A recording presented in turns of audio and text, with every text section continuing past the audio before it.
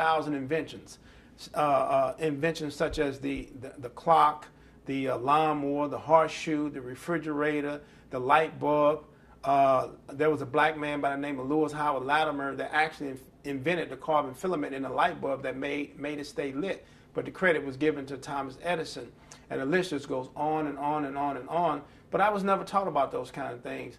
And so, I oftentimes ask myself, if I had that kind of knowledge, if I had that kind of insight, if I had that kind of information, it would have motivated me to believe that black people could do and be more than just athletes and entertainers. It would help me to understand that black people could be great thinkers, critical thinkers, engineers, scientists, and make major contributions to the world. And so when I went over to the prison about a week ago, over to the medium security, I noted those brothers over there lacked the knowledge of themselves, and they lacked the knowledge of their history and their culture. And that's dangerous. Carter G. Woodson used to always say that, again, when you want to control a man's mind, you control his behavior. So if you put negative thoughts into his head, or you teach him from the standpoint of being a slave, or being less than, teach him from the standpoint of being inferior, his behavior is going to reflect that. If you teach him from the standpoint that he's great, if you teach him from the standpoint that he can be a scientist, that he can achieve anything in the universe that he desires to do, then his behavior is also going to reflect that also. There's a concept in psychology, what we call learned helplessness. And that means that when a person has been introduced to so much negative knowledge that their behavior reflects that or amplifies that. And again, the reverse of that is that when a person is given love, when they're given positive guidance, positive direction, information on their history and culture, they're going to manifest that.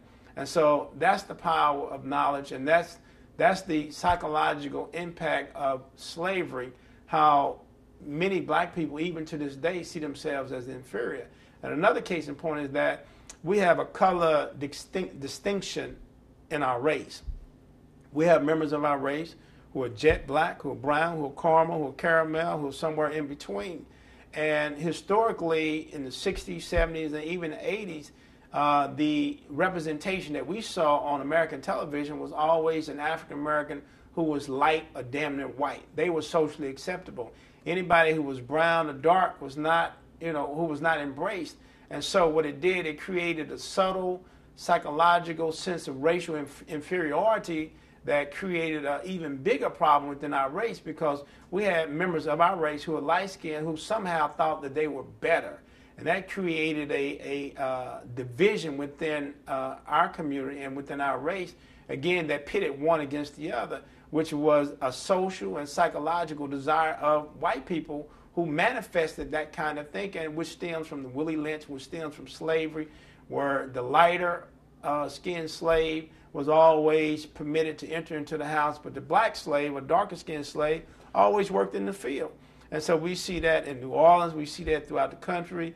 The people that they call Creoles in New Orleans, that was a manifestation of the French who came into New Orleans, who wanted basically an indentured servant to work in the master's house to provide the daily household chores, who looked like the white female, who looked like the white woman.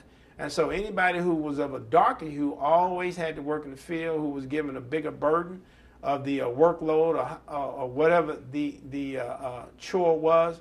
And so we still have the vestiges of psychological slavery, which continues to linger even in 2009. Some of the solutions that I see in terms of, let's take hip-hop for example. Hip-hop is a medium that can be used for both positive and negative. If you look in a country like Jamaica and Haiti and the Dominican and the Caribbean, their music is designed to liberate the people from whatever bondage or struggles that they're dealing with. It's used as an educational medium. It's used as a medium to entertain, to inform, to enlighten. When we look at American music, such as hip-hop, I'm totally embarrassed that most what they call artists, I don't call them artists, I call them buffoons. And that's not to say that all of them are buffoons, but I do believe that they truly don't understand how the industry is using them basically as a pawn to deliver death to our community. That medium can be used to educate, to inform, to enlighten our community, to raise the awareness, to create social and personal responsibility as far as